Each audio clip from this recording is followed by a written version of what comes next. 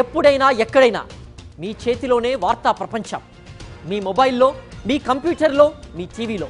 సాక్షి TV digital ప్రసారాల కోసం login అవ్వండి www.youtube.com/సాక్షి టీవీ.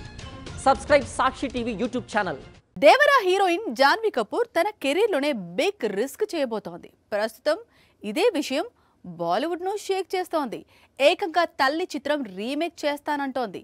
ఒకవేళ ఇదే నిజమైతే మాత్రం ట్రోలర్స్, మీమర్స్, జాన్వీ రైవల్స్ రెచ్చిపోవడం ఖాయం.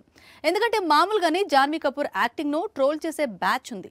ఇప్పుడు తల్లి నటించిన సూపర్ హిట్ మూవీ రీమేక్లోకి జాన్వీ ఎంట్రీ ట్రోలింగ్ బ్యాచ్కు పండగే.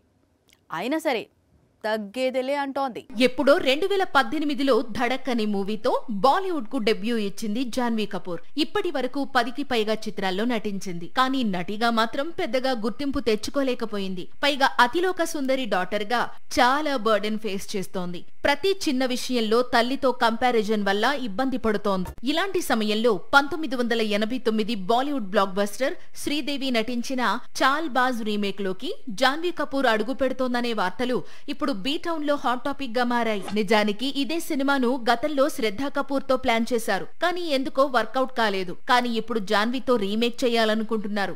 ఇది ఓ విధంగా జాన్వీ చేస్తోన్న బిగ్ రిస్క్. కానీ రిస్క్ చేయకపోతే కెరీర్ లో కష్టమని ఫిక్స్ అయిందని సమాచారం. ప్రస్తుతం జాన్వీ నటిస్తోన్న పరమ సుందరి నార్త్ మార్కెట్ లో మంచి వసూళ్లను అందుకుంటోంది.